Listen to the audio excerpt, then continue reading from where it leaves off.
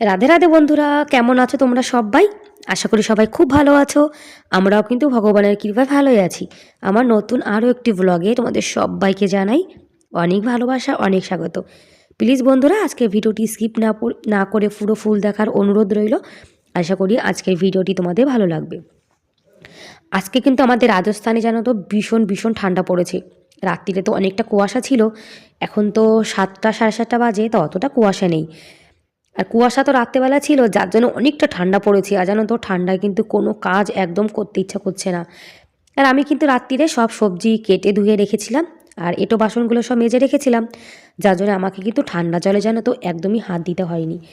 রাত্রিরে যদি এঁটো বাসনগুলো মেজে রাখা যায়, তারপরে সকালে যা সবজি রান্না করব তরকারি, সেগুলো যদি কেটে রাখা যায়, মানে কেটে ধুয়ে, তাহলে কিন্তু সকালে ঠান্ডা জলে হাত দেওয়ার কোনো দরকারই পড়ে না, আর কষ্টটাও অনেক কম হয়, আর রান্নাও কিন্তু অনেক তাড়াতাড়ি হয়ে যায়। আর ঘুম থেকে লেট করে উঠলেও কিন্তু অসুবিধা হয় না। ওদিকে মুসুরি ডাল সেদ্ধ বসিয়ে দিয়েছি, কচুলতি করব, কাঁচকলা ভাজা করব।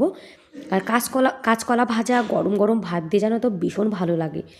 আর আমার মা যা সবজি এনেছিল তার থেকে কিন্তু কচুলতিটা বাকি আছে, সেটাই এখন করছি। কচুলতি কিন্তু আদা জিরে কাঁচা লঙ্কা বাটা দিয়ে করব, পেঁয়াজ রসুন কিন্তু দিইনি। আর এভাবে নিরামিষ কচুলতি রান্না করলে যেন তো খেতে ভীষণ ভালো লাগে। আর আমার বর তো পেঁয়াজ রসুন খায় না, তারপরে আমার তো গোপাল সোনা আছে, যার জন্য আমাকে কিন্তু সব কিছু নিরামিষ করতে হয়। কাঁচকলাটা একটু ঢেকে রেখেছিলাম, তাহলে কিন্তু ভালো গলে গেছে। আর আমার কথাটা না একটু বেঁধে বেঁধে যাচ্ছে, মানে নাক তো বন্ধ, ঠান্ডা লেগেছে ভীষণ, যার জন্য ভালো করে কথাও বলতে পারছি না। এদিকে বেগুন ভাজা করব, মুসুরির ডালটা কিন্তু হয়ে গেছে, একটু ধনেপাতা দিয়েছি এর মধ্যে। আর আমার গোপাল সোনা কিন্তু স্নান করে রেডি হয়ে গেছে। এখন আমার গোপাল সোনাকে এই যে কাঁচকলা ভাজা, বেগুন ভাজা, তারপরে কচুলতি আর গন্ধরাজ লেবু, এটা দিয়ে কিন্তু এখন অন্ন সেবা দিয়ে দেবো। গোপাল সোনাকে সেবা দিয়ে তারপরে আমি চলে এসেছি, এখন 1 কাপ চা বানাবো। আর কি জানো তো, সকালে যতক্ষণ 1 কাপ চা না খাওয়া হয়, মানে কাজে জানো তো এনার্জি পাই না, তো মনে হয় কখন গোপাল সোনাকে সেবা দেবো আর 1 কাপ চা খাবো। আর এই যে প্রজাপতি বিস্কুট নিয়েছি আর গুঁড়ো দুধ দিয়ে চা বানিয়েছি। ঘরটাও কিন্তু আমার গোছানো গাছানো হয়ে গেছে। আর আমার বাচ্চা কিন্তু বাইরে বসে রয়েছে। আমার সোনার তো স্কুল ছুটি, এখন তো শীতের ছুটি পড়ে গেছে, যার জন্যে বাচ্চা স্কুলে যায় না। আর রান্নারও মানে অতটা তাড়াহুড়ো নেই, ধীরে সুস্থে রান্না করলে কিন্তু হয়ে যায়। এখন এই যে আমার বরের প্লেটটাও কিন্তু রেডি করে দিয়েছি, এখন আমরা সকালে সেবা করে নেব। সকাল আর দুপুরের কিন্তু আমি একবারে রান্না করে নিয়েছি। আর দেখো গ্যাস ওভেনটার কী অবস্থা হয়েছে, মানে গ্যাস ওভেনটাতে ভাতের জল টল পড়েছে, তো মানে ভাতের মার যখন পড়ে, তারপরে যখন আবার রান্না বান্না করি, তখন কিন্তু মারটা শুকিয়ে দেখবে একদম নোংরা হয়ে যায় গ্যাস ওভেনটা। আর আগের দিন বেগুন পোড়া বানিয়েছিলাম, যার জন্য গ্যাস ওভেনটা দেখো, মানে এই যে যেখান দিয়ে গ্যাস বের হয় ওটা কিন্তু একদম মানে দাগ হয়ে গেছে। এখন ভালো করে ভীম জেল দিয়ে স্কচ ব্রাইট দিয়ে সুন্দর করে পরিষ্কার করব। আর গ্যাস ওভেন যদি সপ্তাহে 2-3 দিন করে একটু পরিষ্কার করা যায় ভীম জেল দিয়ে, তাহলে কিন্তু দেখবে নতুনের মতো চকচক করে। আর এটা যে জল এনেছি এটা কিন্তু গরম জল, মানে আমার মানে ঠান্ডা জলে না হাত দিতে একদমই ইচ্ছা করছে না, যার জন্য গরম জল ছিল সেটা দিয়ে কিন্তু এখন এই যে কাজবাজ করছি। আর আমাদের ট্যাঙ্কির জলটা এত ঠান্ডা বরফের মতো, হাত তো দিতেই ইচ্ছা করে না।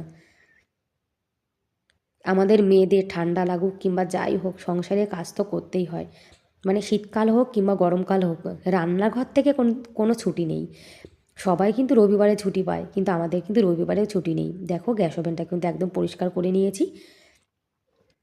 আর একটুখানি জল পড়েছিল, যার জন্য আমি ভাবছিলাম মনে হয় দাগ রয়েছে, তা দেখলাম না, জল পড়েছে। এটাও কিন্তু পরিষ্কার হয়ে গেছে দেখো। আর জিনিস সস্তা হোক কিংবা দামি হোক, যদি একটু যত্ন করে রাখা যায়, তাহলে কিন্তু অনেক দিন যায় জানো তো। আর গ্যাস ওভেনটা কিন্তু আমি অনেক শখ করে কিনেছি, যার জন্য এটাকে তো বেশি করে যত্ন করতেই হবে, কি তাই না বলো। এদিকে আমাদের জন্য কিন্তু তরকারি সব আলাদা করে রেখে দিয়েছি, গোপাল সোনার জন্যও কিন্তু আলাদা করে ভাত তরকারি তুলে রেখে রান্নাঘরটা কিন্তু পরিষ্কার করে নিয়েছি। আর বাসন টাসনে কিন্তু আমার মাজা হয়ে গেছে। আর জামা কাপড় অল্প কিছুই আছে, সেটা নিয়ে উপরে চলে এসেছি। আর বন্ধুরা, তোমরা এখনও পর্যন্ত যারা ভিডিওটি দেখছো, তোমাদের যদি আজকের ভিডিওর কোনো অংশ ভালো লেগে থাকে, তাহলে প্লিজ এটা লাইক করে দিও। আর আমার চ্যানেলে তোমরা আজকে যারা নতুন আর ভিডিওটি দেখছো, তোমরা যদি এরকম ভিডিও দেখতে পছন্দ করো, তাহলে কিন্তু চাইলে আমার এই ছোট্ট চ্যানেলটিকে সাবস্ক্রাইব করে আমার এই ছোট্ট পরিবারের পাশে থেকে যেতে পারো। আর এই কাজটি যারা অলরেডি করে দিয়েছো তাদেরকে অসংখ্য ধন্যবাদ। আর যে দিদিভাইরা আমার ভিডিও দেখো, সুন্দর সুন্দর কমেন্ট করো, তোমাদেরকে কিন্তু অনেক অনেক ধন্যবাদ, অনেক ভালোবাসা মন থেকে। আর বাড়ি থেকে যে বড়ি এনেছিলাম এক ডাব্বা তো আমি আগের দিন রোদ্দুরে দিয়েছিলাম, এখন কিন্তু আর একটা ডাব্বা রোদ্দুরে দিয়ে দিচ্ছি। আর এই যে বড়ি রোদ্দুরে দিচ্ছি দিয়ে কিন্তু ওড়না দিয়ে ভালো করে ঢেকে দেবো, তা না হলে কিন্তু আমাদের ময়ূর মহারাজ এসে সব খেয়ে চলে যাবে।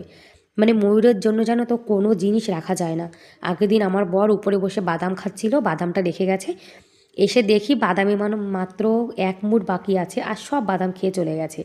যার জন্যে উপরে কোনো কিছু রাখলে সব ঢেকে রাখতে হয়, তা নাহলে কোনো জিনিস আর পাওয়া যাবে না। আর ভালো করে ওড়না দিয়ে ঢেকে তারপর আবার ক্লিপ লাগিয়ে দিচ্ছি, যাতে হাওয়ায় উড়ে না যায়, ওরা খেতে না পারে।